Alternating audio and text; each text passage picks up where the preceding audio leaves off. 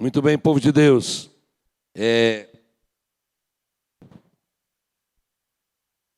Se encerrou hoje pela manhã o acampamento dos jovens aqui da igreja. E eles tiveram um título que foi A Revolução de Jesus. Eles basearam nesse filme que você pode assistir. É um filme cristão, como aquele pastor mais velho, na década de 70 nos Estados Unidos, junto com um hippie que aceitou Jesus, criou um movimento lindo que salvou muitas pessoas. E aí eu decidi falar hoje sobre uma revolução de Jesus, talvez não a história desse povo, mas aquilo que cada jovem, como foi o tema do acampamento, mas que cada um de nós que estamos aqui, e o Senhor começou a lembrar muitas coisas que nós somos capazes de alterar por causa de Jesus. Quando a gente fala em revolução, talvez venha a ideia de uma revolta. E aí você vai lembrar de Mao Tse Tung, do chinês, você vai lembrar de Karl Marx, de Hitler, você vai lembrar de Stalin, sei lá. Homens que iniciaram a revolução bélica. Mas a história tem homens que começou uma revolução diferente. Muitos deles. A história é recente. Nós temos um homem que nem cristão era, que era Gandhi. Nós tivemos um preso, motivado pelo perdão, lá na África do Sul, chamado Nelson Mandela. Antes dele, nós tivemos um pastor batista nos Estados Unidos, Martin Luther King, que começou o movimento para trazer justiça. Talvez você vai saber de outras pessoas. Mas, irmãos, essa revolução aqui é no sentido de voltar para uma transformação. E nessa tarde, eu estou na compreensão de que todos aqueles que nasceram de novo, que Jesus mora no seu coração, são agentes de transformação. Você pode dizer isso comigo? Bote a mão aí no seu peito e diga: eu tenho Jesus, eu sou agente de transformação. Então, o cristianismo tem 2 anos que ele altera, que ele revoluciona. Então, ele mexe com a estrutura do mundo. Irmãos, e nós estamos compreendendo que Deus vai usar cada um aqui, do mais novo ao Frederico, a cada homem, a cada mulher. Nós temos um chamado para alterar um sistema, um modelo, para a glória de Deus. Você pode dizer amém? Por isso, abra comigo e acompanhe comigo Atos 17, do versículo 1 em diante.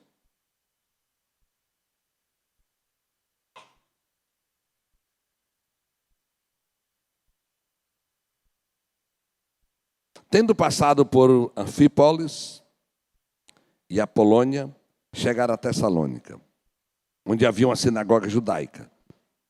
Segundo o seu costume, Paulo foi à sinagoga e por 3 sábados discutiu com eles com base nas Escrituras, explicando e provando que o Cristo deveria sofrer e ressuscitar dentre os mortos, e dizia: este Jesus que eles proclamam é o Cristo.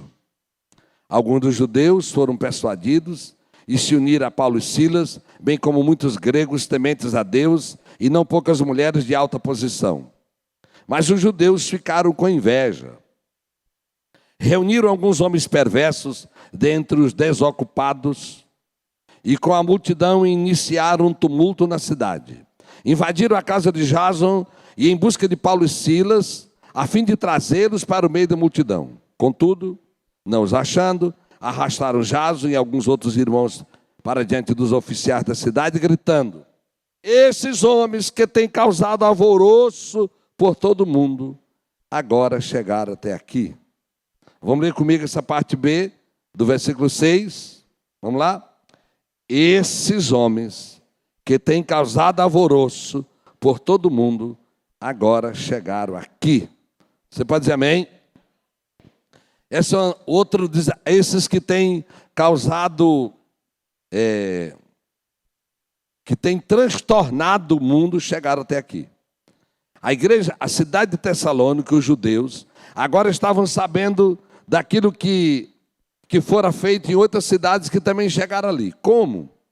Como eles eram judeus, a sinagoga era o lugar onde os judeus se reuniam todos os sábados, era ali que Paulo ia discutir a Bíblia. E ele argumentava sobre Jesus Cristo, o seu Messias, o enviado de Deus, o Cristo. Coisas que milhares de judeus até hoje não têm a concepção de que Jesus é esse Messias. Mas os homens, motivados por inveja, por raiva, mas eles declararam algo sobre aqueles que até aqui os cristãos não tinham nome. O nome mais apropriado e o primeiro nome que usaram é os do caminho. Foi a primeira nomenclatura, o primeiro nome que deram para os cristãos. Jesus é aquele que é o caminho e o primeiro nome dado a nós era os do caminho. Mas é claro, depois vem os cristãos, advindo de Jesus. E essas pessoas que têm causado alvoroço em todo mundo, agora chegaram até aqui. Chegaram até aqui. Ao Maranhão, nós chegamos com os irmãos franceses, que todos eram protestantes. A primeira cidade das Américas não lusitana, brasileira não lusitana, foi formada por cristãos protestantes vindo da França, tentando ter um lugar de liberdade. Chegou a algo diferente. A constituição deles, toda baseada na Bíblia. A primeira Constituição das Américas foi aqui em São Luís. Hoje, nós temos o primeiro museu protestante das Américas, ali com a pastora Gláucia, em São Luís. Chegou um cristão e algo era alterado. Eu lembro de uma imagem perfeita na minha adolescência. Não me lembro o nome do filme, mas era um filme mistura de faroeste e um homem que era um déspota, um tirano, que comandava muita gente numa região de garimpo, em alguma região dos Estados Unidos. Eles viviam meio sendo semi-escravos. E um dia chegou um pregador do evangelho a cavalo. E quando ele chegou, foi se apresentando para algumas pessoas.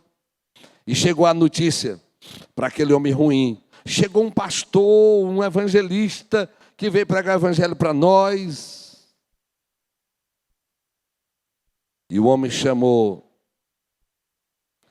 2 capangas deles: mate esse missionário.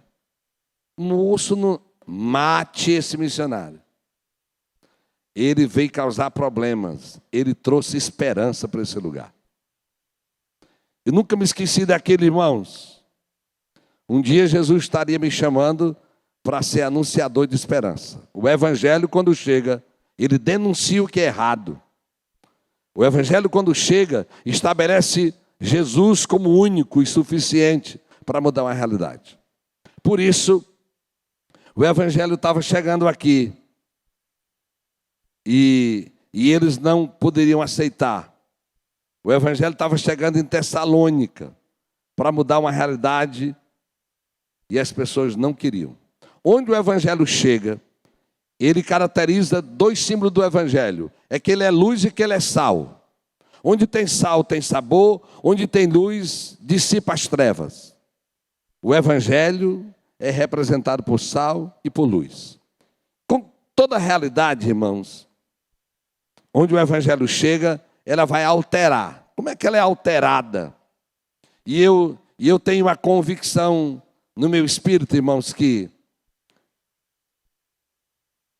Deixa eu ler com você aqui logo, para tirar de você qualquer possibilidade de engano. Olha comigo em Zacarias 4. Quando eu estou falando aqui de que cada um de nós somos agente de transformação para mudar algo, Eu não quero que você compreenda que será grandes coisas. Olha o que Zacarias 4 diz, no versículo 10. Pois aqueles que desprezam o dia das pequenas coisas terão grande alegria ao ver a pedra principal nas mãos de Zorobabel. Nós não podemos desprezar os pequenos começos. Você pode dizer amém? Olha o que diz o versículo 6 de Zacarias 4. Esta é a palavra do Senhor para Zorobabel. Não por força, nem por violência, mas pelo meu espírito, diz o Senhor dos Exércitos. Diga comigo, não por força, nem por violência, mas pelo meu espírito, você vai realizar coisas. Amém? E eu imagino, eu conheço algumas pessoas nesse auditório. Eu conheço parte do sonho da irmã Lúcia, eu conheço parte do sonho do Fred, eu conheço parte dos sonhos de algum de vós que estão aqui hoje, eu conheço parte do sonho da Maria de Lourdes, eu conheço parte do sonho do pastor Edson, como conheço da Cleide, de alguns adolescentes que estão aqui e jovens. Eu quero que você imagine que há uma revolução que vai ser feita através de você. E olha aqui para mim, ela não nasce grande não, ela nasce pequena. Tudo que nasce grande é monstro. Vai nascer pequeno, mas vai se tornar grande. Você pode dizer amém? Meu filho acha bem a foto, é ligeiro, né? Das prainhas do Mar da Galileia. Da Praia da Galileia. Quando eu fui a Israel a primeira vez, eu tive a concepção de um pequeno começo. Quando o barco se afastou um pouco, o Mar da Galileia é um mar de água doce. Ele tem na média de 20 quilômetros e quase 15 de largura, formado por 3 rios. E quando ele sai dali é o Rio Jordão. O Jordão é um dos que enche ele e sai dali só o Jordão.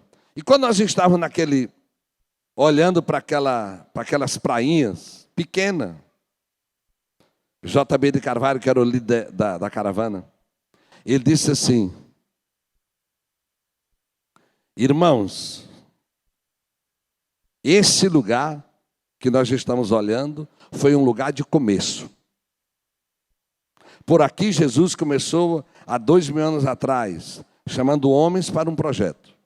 Pronto. Eu não disse que era para achar uma cor bonita, né? Mas vamos lá. Mas é alguma prainha do Mar da Galileia. Vê praia de Cafarnaum, de Tiberíades, por gentileza. Vai achar o mais bonitinho. Irmãos, quando nós olhávamos para aquela praia, obrigado aí, meu filho, tá bom. E ele disse assim: você está no lugar onde Jesus começou. Todo lugar de começo é lugar de recomeço. Diga comigo, todo lugar de começo é lugar de recomeço. Aquele lugar que foi pequeno para os apóstolos, também estava começando para alguns de nós que estávamos ali para um recomeço. Em nome de Jesus, creia. E eu creio com convicção no meu espírito, que desse lugar, e quem está me ouvindo, tem grandes coisas para acontecer que ainda nem começaram. Amém? Não vai ser só por esse menino não, Zoraima, por tu ainda, não dá tempo. Aleluia. Esses dias andando com o pastor Jurandir, com 74 anos, engenheiro, sonhando, indo para a China, conquistando, digo, Jesus. Se sentar com meu pastor com 84 anos, tem a força de um homem de 50 querendo conquistar. Diga comigo, meu Deus é o Deus de pequenos começos, para coisas grandes. Aleluia. Dá um glória a Deus aí. Se você puder tocar quem está ao seu lado, diga: menino, o pastor falando é contigo. Aleluia. E eu imagino a história de algum de vós, irmãos. Eu imagino a história de algum de vós. Um fracasso, uma falência, um casamento que acabou, um filho que está dando trabalho, uma realidade que mudou, uma empresa que não foi. Eu não sei a tua realidade, mas eu conheço um Deus que através de Jesus vai causar uma revolução. Aleluia. E Ele só deseja encontrar você. Como é que Como é que Jesus começou isso? Como é que Jesus começou? Olha comigo agora, lá em João 13. Jesus está terminando um processo para começar outro. Obrigado aí, meu filho. João 13. Um pouco antes da festa da Páscoa, sabendo Jesus que havia chegado o tempo em que deixaria este mundo e iria para o Pai. Ok? O que é que estava terminando a vida de Jesus? O tempo da terra. E ele ia ter que subir. Tendo amado os seus que estavam no mundo, amou-os até o fim. Ei! Aleluia! Amou-os até o fim. Ao fim daquele projeto de vida dele, ao fim nosso, está nos amando. Estavam sendo servidos o jantar, e o diabo já havia induzido Judas Iscariotes, filho de Simão, a trair Jesus. Jesus sabia que o Pai havia colocado todas as coisas debaixo do seu poder, e que viera de Deus e estava voltando para Deus. Percebe, Jesus está concluindo uma etapa para iniciar outra. Jesus aqui está na transição, na travessia de uma realidade para outra. Ele ia morrer e ia ressuscitar. E ele agora, irmãos, ele fez algo que ele nunca tinha feito. Levantou-se da mesa, tirou sua capa, colocou uma toalha em volta da cintura. Depois disso, derramou água numa bacia e começou a lavar os pés dos seus discípulos, enxugando-os com a toalha que estava em sua cintura. Chegou-se Simão Pedro, que ele disse: Senhor, vai lavar meus pés? Não. Jesus respondeu: você não compreende agora o que eu estou lhe fazendo. Mais tarde você, porém, entenderá. Disse Pedro: não, nunca lavarás meus pés. Jesus respondeu: se eu não lavar os pés, você não terá parte comigo. Respondeu Simão Pedro: então, Senhor, não apenas os meus pés, mas também as minhas mãos, minha cabeça. Olha aqui, irmãos. Jesus estava numa transição. É como se fosse assim: o que é que eu vou ensinar que eu ainda não ensinei? O Espírito Santo vai estar com eles, a igreja vai cheia de poder. Tudo aquilo que Jesus realizava como homem, agora os apóstolos vão realizar. Mas Jesus está ensinando algo para eles, para esse novo tempo. E Jesus pegou uma toalha e uma bacia. É interessante, irmãos, que nós vamos ver toalha e bacia também a partir daí,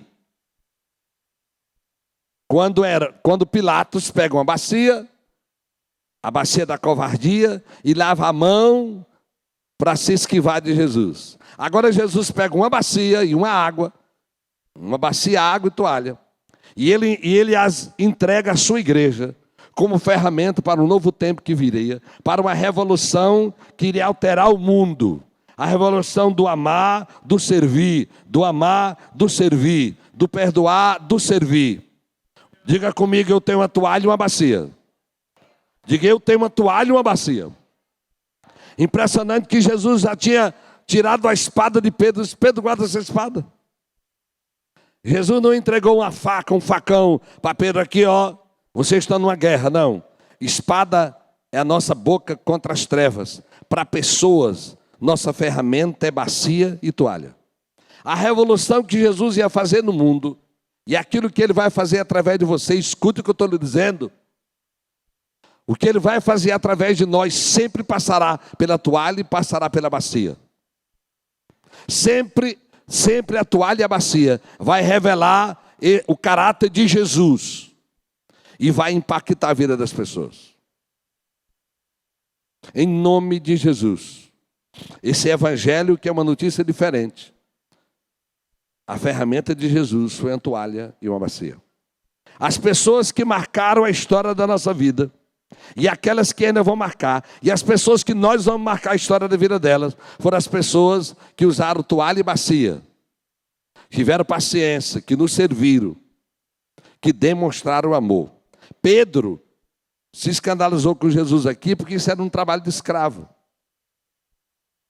Jesus disse: você não entende agora, Pedro, mas vai entender para frente. Como igreja, nós temos poucos atos de fazer um lava-pé. Só tem um retiro da igreja que lavamos os pés de todo mundo. Mas, irmãos, muitas vezes, eu já peguei bacia, como várias outras pessoas. Você vai com a bacia e uma toalha para lavar os pés de alguém, para dizer: eu quero te pedir perdão, eu quero te servir, eu quero fazer algo com você. E mais do que essa bacia física, essa toalha física, ela precisa estar na vida da gente.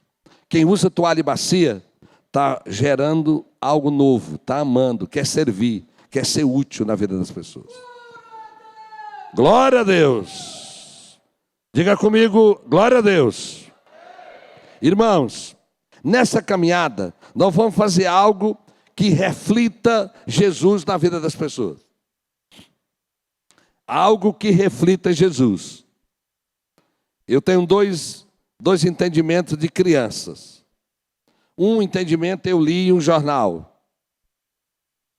Eu não sei a procedência.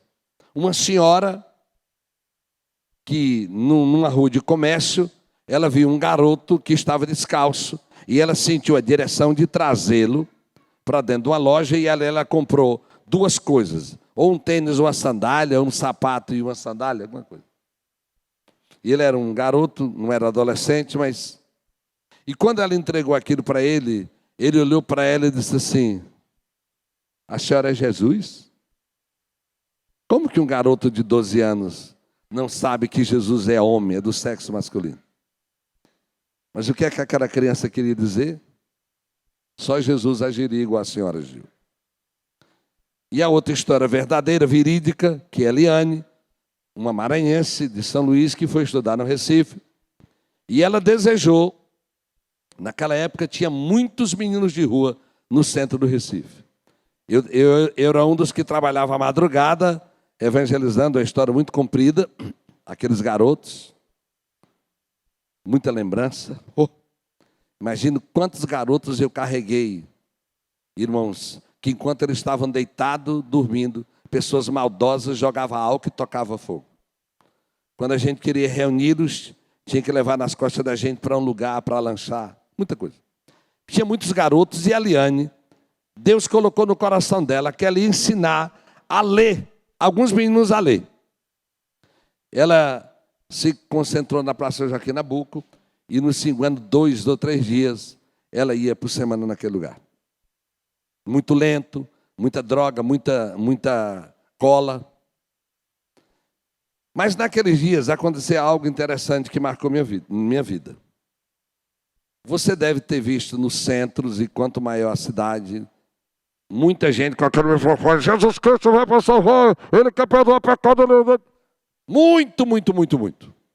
Andando naquelas praças e gritando. E eu vi um dia, o clássico dos clássicos, um cara na rodoviária do Recife caminhava e dizia assim: você que precisa de Jesus, vá na Assembleia de Deus da Cruz Cabugá. Cruz Cabugá é uma rua no Recife. Você que quer mudar de vida, vá na Assembleia de Deus da Cruz Cabugá. Ele não sabia dizer outra coisa, mas ele sabia dar o endereço onde ele tinha conhecido Jesus. Muito bem, Eliane, sentando com aqueles meninos, um dos meninos disse assim: tia, é verdade o que aqueles homens dizem aqui na praça, que se Jesus viesse hoje aqui na terra, ele viria bem aqui onde nós estamos? E ela disse: sim, meu filho, Jesus iria aqui. Jesus iria onde a senhora, onde nós estamos aqui. Ele: sim, meu filho. E naquele dia eu compreendi que nenhuma palavra volta vazia. Aqueles homens falando muita coisa, mas trouxeram uma revelação de quem era Jesus, de como é Jesus na vida de alguém. Eu imagino o que mudou na vida daquela criança. Eu imagino. Uma revolução começa quando o entendimento novo chega. Aleluia. E como o evangelho é contra a escravidão, contra a servidão, irmãos, creia que nós vamos fazer algo para demonstrar esse amor trazido por Jesus às pessoas. Aleluia. Irmãos, em nome de Jesus, eu posso lembrar de tantas pessoas nessa cidade que um dia começaram algo por uma visão. Há quase 30 anos atrás, uma senhora rica dessa cidade olhou alguns meninos de rua crente, ela. E o Espírito Santo falou com ela que ela precisava fazer algo. Essa irmã é a irmã Eurides Carneiro Eringe. O pai se levantou contra ela, que era um crente. E enfim, ali nasceu o Promic. O Promic hoje, esse guarda-chuva de todos os projetos da Nova Aliança, continua trabalhando com criança. Deus dava de noite para ela as coisas que ela precisaria estar no dia a dia. Uma mulher que um dia ouviu algo. Muitos anos depois, uma outra mulher, rica também, na praia, lá em São Luís, depois do filho ser morto, sequestrado, Deus disse para ela começar um projeto de recuperação de drogados. E a pastora Etienne pegou a chácara que ela tinha de descanso e tornou o resgate, sem nenhuma experiência. Tanto que nós trouxemos um dia um homem experiente de outro estado, e na reunião nós sentimos que o homem tinha 90% de disciplina e só tinha 10% de amor. Não, não serve não. Nós vamos ficar aqui amando e com a disciplina. Outros anos depois, uma pastora da Nova Aliança, lá em Montes Altos, pastora Cássia, foi ajudar um bêbado. E foi ajudando e aconselhando, resgatou o bêbado. Alguém soube, mandou outro bêbado. E ela ia visitando, e aconselhando, e orando, resgatou. Daqui a pouco, era tanta gente procurando, que renasceu um. A igreja foi alugando chácara, até nós comprarmos, que é o maior centro de recuperação da Nova Aliança. Nasceu porque alguém disse, eu posso fazer algo. Lá em Açailândia, uma mulher também, separada, uma vida sofrida, ela iniciou um outro projeto. O Bom Samaritano. Ela já está na glória. Olha aqui, irmãos. Deus quer uma revolução, tem algo para fazer, e basta você dizer, Senhor, eu só tenho uma toalha e uma bacia. Eu sei servir. Eu tenho um homem que me treinou em células, Robert Lai, descendente de alemães. Os irmãos sabem que várias colônias, várias regiões no sul, até a década de 80, a maioria deles não falavam português.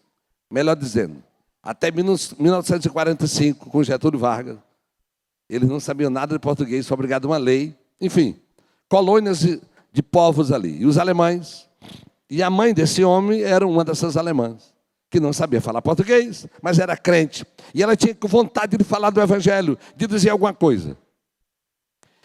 Mas tinha outra coisa, ela era a única enfermeira habilitada para aplicar injeção. Naquela época não tinha descartáveis, os dinossauros aqui vão lembrar comigo, que bota uma agulha com um aparelho de vidro para cozinhar. Quem lembra disso?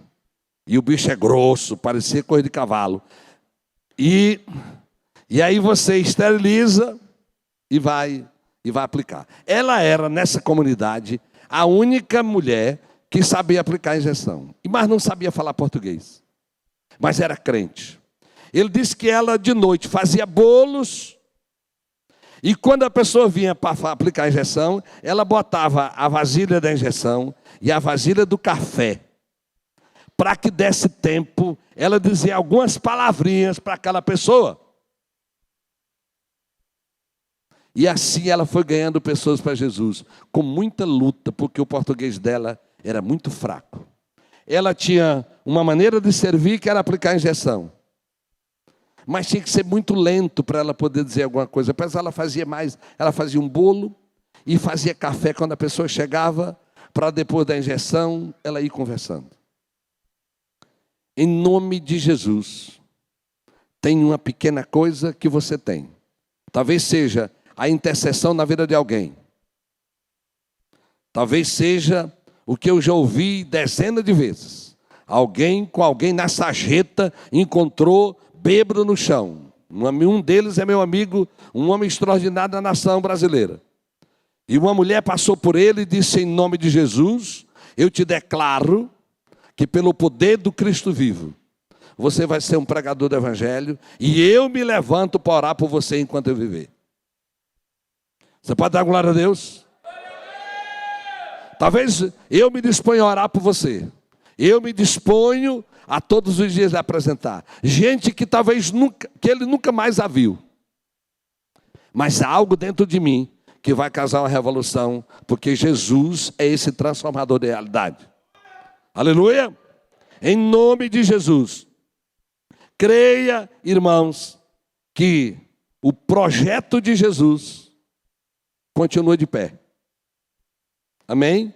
Continua de pé. A senhora que me ganhou para Jesus, com quase 10 anos de idade. Eu voltei muitas vezes até ela ser transferida para a igreja do céu. Muitas vezes. Ela nunca falou para nunca falou para um auditório como esse. Muitas coisas que eu vivi que ela nunca viveu. Mas aquela mulher causou uma revolução na minha vida. Aleluia.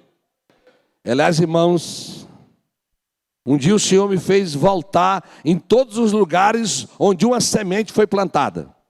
Quando eu tinha 7 anos de idade, eu entrei numa Assembleia de Deus, lá no Guaraí. E quando eu já era pastor, o Senhor disse, acha aquele lugar, leva uma oferta.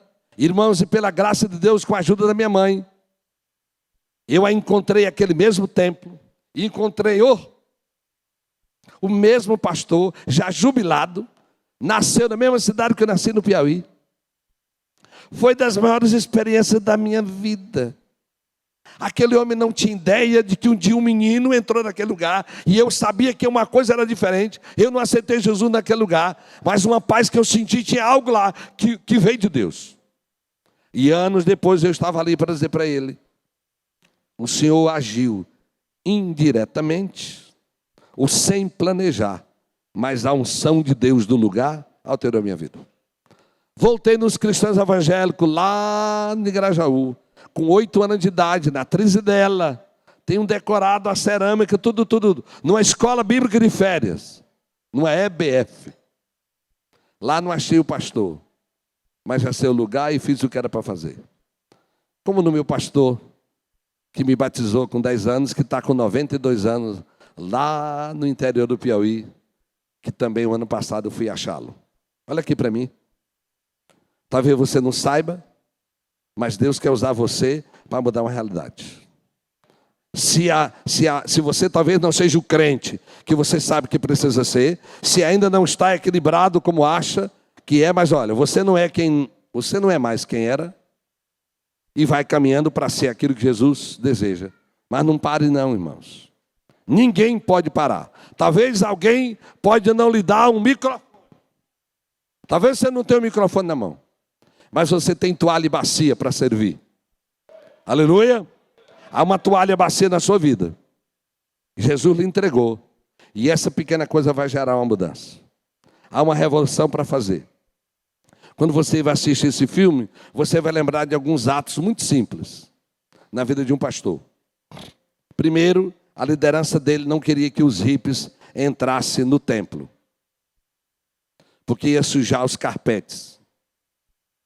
No próximo domingo, ele levou literalmente uma bacia e uma toalha e foi lavando os pés de cada um dos hippies para que eles pudessem entrar na igreja. Talvez, irmãos, você vai ter alguma dificuldade. Aliás, durante muitos anos eu nunca tinha feito um lava-pé. Nunca. Pastor, nunca tinha feito. Mas um retiro da igreja. Em fevereiro de 2005. Durante o dia vinha dentro de mim, faça um lava-pé. E eu não entendi o que era, e eu fui orar e veio a concepção no meu espírito. Você vai lavar os pés daqueles que a igreja precisa servir. E eu escolhi 4 pessoas, um descrente, que até hoje é descrente, eu salvo aquele homem. Mais de 20 anos, quase 20 anos. Eu lavei os pés de um desviado, hoje é um líder extraordinário em uma das nossas igrejas. Eu lavei os pés de uma senhora viva até hoje, das crentes mais velhas que tinha na igreja. E Jesus mandou lavar os pés de um jovem. E quando chegou no jovem, a presença de Deus veio no local, que aquele culto só acabou 3 horas da manhã, nem acabou. Talvez, irmãos, um ato físico vai desatar algo, como desatou. Na minha vida, algumas coisas foram desatadas pela obediência daquilo que não era comum. Lembro que um grupo de jovens dessa cidade foi aonde eu era pastor e pediram um lugar para orar, porque segundo eles, de onde eles estavam, ninguém queria que eles orassem. E eu disse prontamente. E como a igreja ela era diferente, tinha que combinar com a liderança, mas eu não combinei, eu mandei orar. Eles iam para a sala, irmãos, mas eles oravam muito estranho, muito grito, de bunda para cima, deitado no chão, no escuro. E aí a liderança veio em mim e disse: pastor, isso tem que mudar. Ou esses meninos, eles oram diferente, esse barulho. Brrr. Eu chamei uma senhora e disse: irmãs, eu não sou criminoso. Eu não estou dizendo que sou criminoso, não, a senhora está dizendo. Em pleno século XX, um grupo de jovens decidir que quer um lugar para orar e eu não dar esse lugar, eu sou criminoso. Pode vir orar. Hoje, 2 deles são pastores aqui, 3, 4 são pastores, um outro é vereador da cidade. Era aquele menino velho que só sabia gritar, que orava de um jeito diferente. Um deles é o pastor Joane, Giovanni, Ricardo Seide e outros. Talvez, em algum momento, você vai fazer uma coisa diferente, como Jesus fez com os apóstolos, para um novo tempo. Ô irmãos, mas é fazendo o comum que o extraordinário vai chegar. Aleluia. Obedeça ao Espírito. E é difícil eu falar, mas eu preciso falar, porque se eu não falar de mim, eu falo dos meus pecados, não vou falar dos meus acertos, né? Um homem disse para mim um dia: eu gosto da igreja do Senhor, porque o Senhor não fala do pecado dos outros, não. O Senhor fala do seu mesmo. Eu digo, é verdade. Olha aqui, irmãos. Ontem mesmo, indo para algum lugar, e quando eu passei em certo lugar, o Espírito Santo disse: volta, tu tem uma nota alta lá dentro da carteira. Volta e entrega. E diz para ele que sou eu. Eu não sei, mas eu parei, buzinei e disse: vem cá, foi Jesus que mandou lhe entregar isso aqui. Eu sei que alguma coisa foi gerada dentro dele. Claro, talvez seja um pequeno gesto, mas obedeça aquilo que Jesus vai mandar, porque ele vai causar uma revolução para a glória de Deus. Aleluia. E eita, diga comigo, Jesus é bom. Irmãos, e é o último entendimento de uma revolução, é que nessa toalha e bacia nós vamos nos importar com alguém. Quem anda com toalha e bacia se importa. Eu sei que é um tempo de tanta gente aproveitando, de tanta gente mentindo. Mas, irmãos, é um tempo de perseverança. E todas as vezes que eu falo sobre perseverança, eu tenho na minha memória uma irmã pernambucana, chamada Maria de Lourdes, lá de uma cidade do sertão do Pajeú, chamada São José do Belmonte, fica depois de Serra Talhada. Na década de 80, foi muito difícil aquela região. E todas as pessoas da igreja, com exceção de 2 idosos, foram para Brasília, para Recife, para São Paulo. Foram embora todo mundo. Os crentes daquela igreja batista foram embora todos. Então logo cortou a energia, não tinha. Irmã Lourdes, mais um senhor, ela disse assim, numa linguagem de perseverança, ela diz: enquanto eu for viva, todo dia de culto eu vou abrir essa igreja. Era quarta e domingo, ela ia abrir a igreja, acendia a lamparina, cantava um hino, orava, lia a Bíblia, ia para casa. Enquanto eu viver, não vai fechar. Ela entendeu que ela ia fazer culto, né? Cantar um hino, ler a Bíblia e orar era culto. E sabe quando eu conheci a irmã Maria de Lourdes? Eu era pastor no Recife. E fizemos um evangelismo naquela cidade, viemos um ônibus.